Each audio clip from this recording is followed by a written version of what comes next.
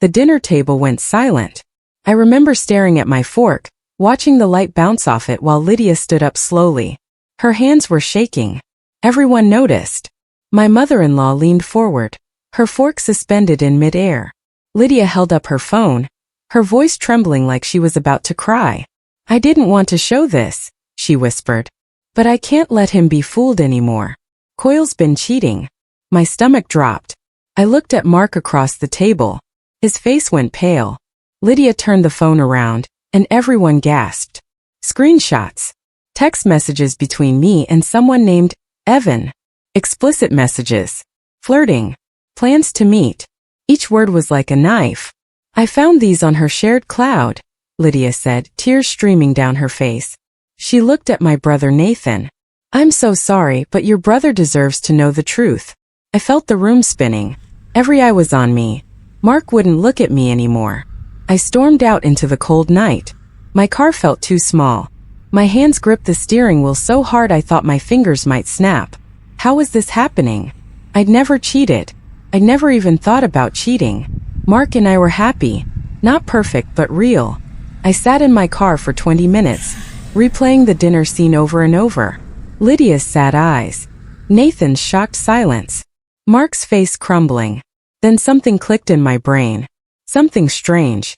Lydia's phone never left the dinner table. She'd been holding her wine glass the entire time. So how did she get those screenshots so quickly? How did she have them ready to show? Unless she'd prepared them beforehand. But that didn't make sense either. I remembered something. 2 weeks ago, Lydia asked to borrow my laptop. She said she needed to check her email during coffee. I'd let her use it for maybe 15 minutes. I never thought twice about it. But now my mind was racing. What if she'd taken screenshots then? What if she'd set this whole thing up? I pulled out my phone and stared at it. No messages from Mark. Nothing but silence. I flashed back to when Lydia first joined our family 3 years ago. Nathan brought her to Sunday dinner, and I remember thinking she was perfect.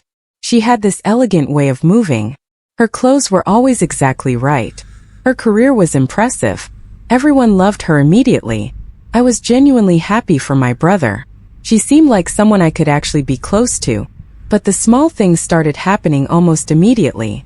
During a family lunch, Lydia would gently correct me in front of everyone. I'd mention something I cooked and she'd smile and say, "Well, I'm sure it was good, but here's how a professional would do it." She'd make jokes about my parenting decisions. She'd whisper to my mother-in-law, and they'd both look at me and smile those fake smiles. I wanted to believe I was being paranoid. Maybe she was just confident. Maybe I was too sensitive. But every interaction left a small bruise. And I'd endured it because she was family now. Because Nathan loved her. Because I wanted to be a bigger person. I never imagined she was building something darker. The more I thought about it, the more I realized how subtle Lydia had been. She was like water finding every crack and seeping through. At the family barbecue last summer, she'd accidentally spilled red wine all over my favorite dress. Red wine. Not water.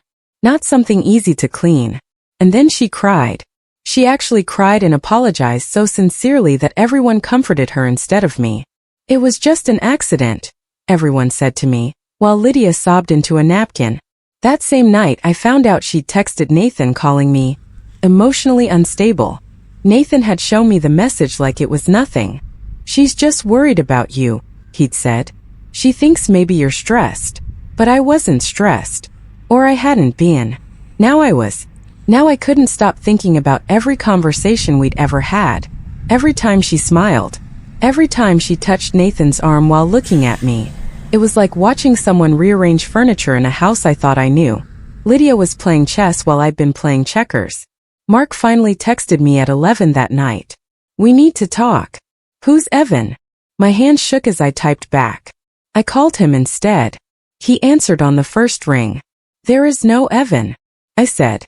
"Mark, I swear to you those messages aren't real. They're fake." "Then how did Lydia get them?" His voice was cold. I'd never heard him sound like that before. "I don't know. But I didn't send those messages. I would never, Mark, you know me. You know I wouldn't do this." "I don't know what I know anymore," he said, and then he hung up. I sat in my car for another hour. The parking lot was empty except for me. My marriage felt like it was collapsing in slow motion. Mark had always trusted me. We built something real together. And now, because of Lydia's lies, that trust was breaking apart like old glass. I drove home and found Mark asleep on the couch. I didn't disturb him. Instead, I went upstairs and cried into my pillow until my eyes burned. The next morning, I sat at my kitchen table staring at something Lydia had left behind. Her laptop charger. Black cord, silver connector. She must have forgotten it after dinner. I held it in my hands like it was a bomb. Could use it. I could plug in her laptop and find proof that she'd faked those messages. But using her computer without permission felt wrong. Then again, she'd destroyed my marriage. She'd created fake evidence against me. She'd humiliated me in front of my entire family. I made a decision. If Lydia could create fake texts, I could find real proof of what she'd done. I texted Nathan casually. Hey, did Lydia leave her laptop when she was here? I think she might have left her charger. He replied immediately. Yes.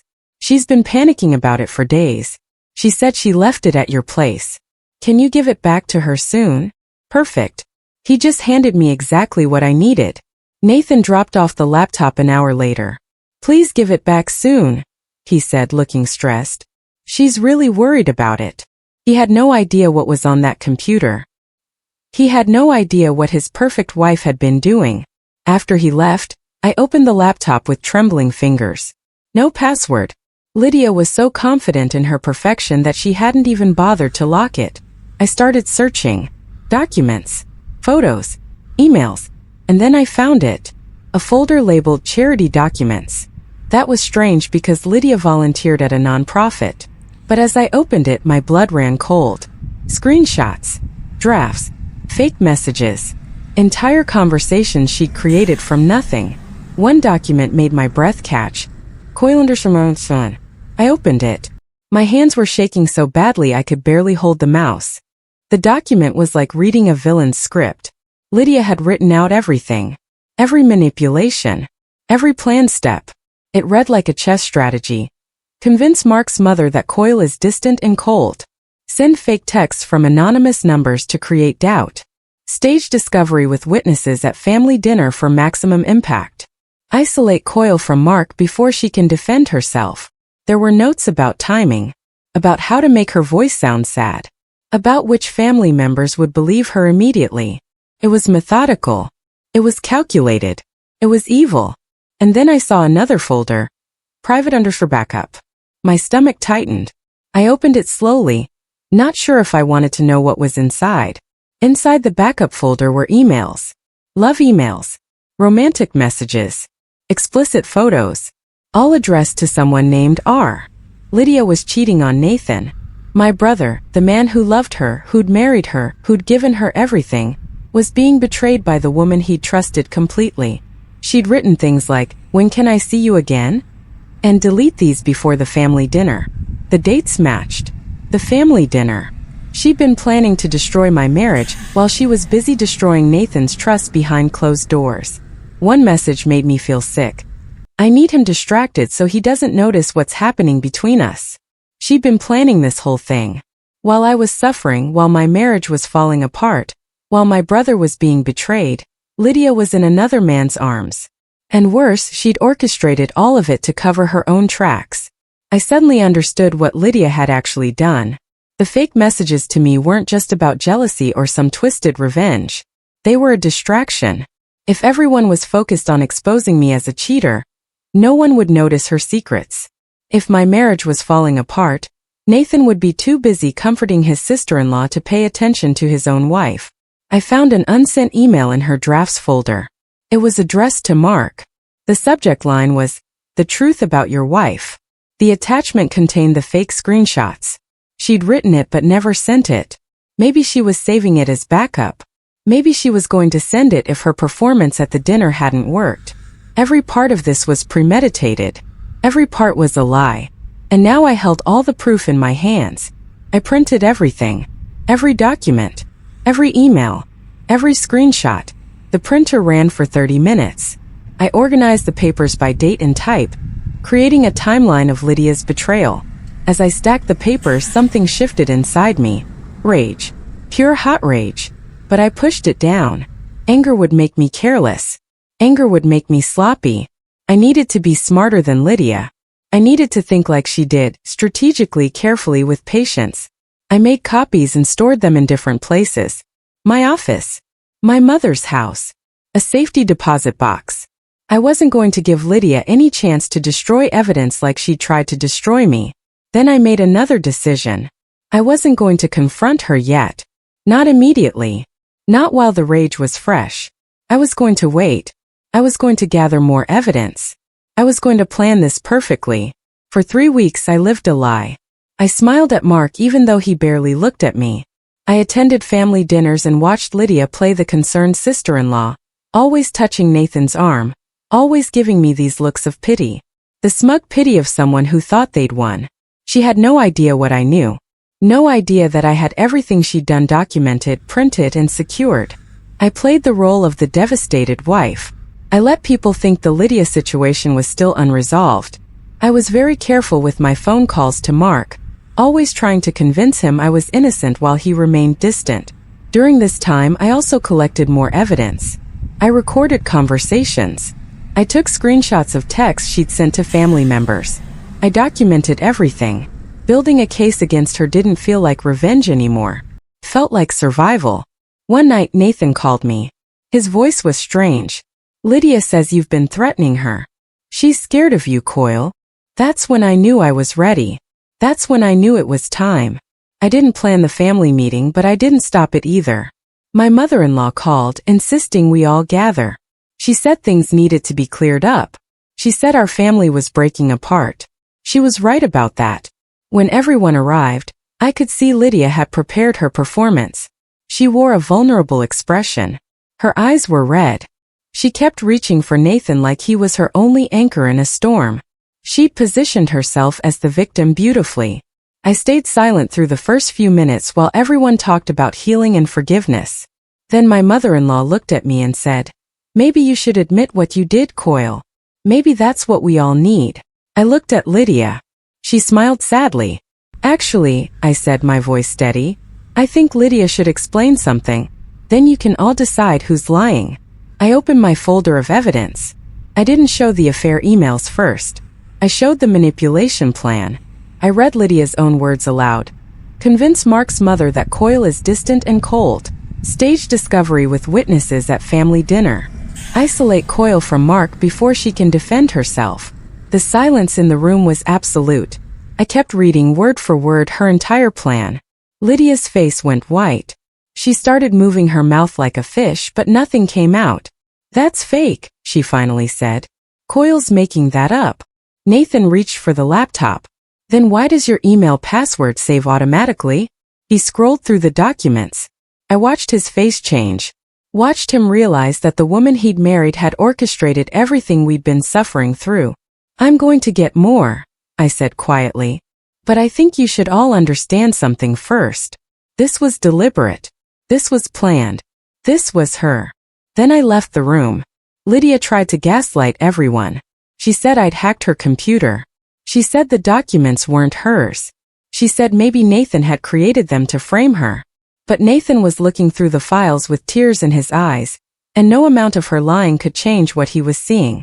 As I stood in the hallway, I could hear her voice rising, getting desperate. She started crying, saying she was protecting the family somehow, that she was worried about me, that everything she'd done was out of love. I'd heard enough. I grabbed my coat and walked to my car. Behind me, Nathan was holding the laptop. He looked broken. He looked like someone who just realized the person he loved was a stranger wearing a familiar face. The next morning, I sent Nathan the backup emails anonymously. Just the R folder. Nothing else. Just proof that his wife was betraying him. He called me 3 hours later, his voice destroyed. "It's true," he said. "It's all true, Coyle. She's been cheating this whole time." I didn't say, "I told you so."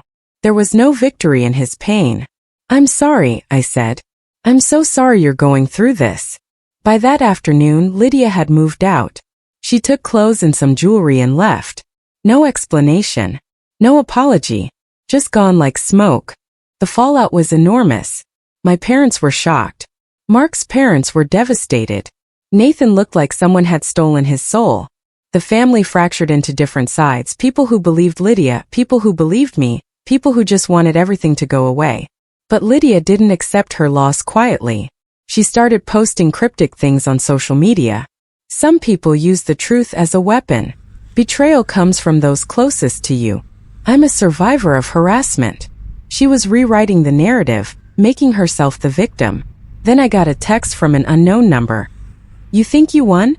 Watch what happens next. I knew it was her. 3 days later, someone hacked my business account. Rumors started spreading. My clients received anonymous emails saying I was unstable, that I'd been caught cheating, that I wasn't trustworthy with their accounts. I lost 4 major contracts in 1 week.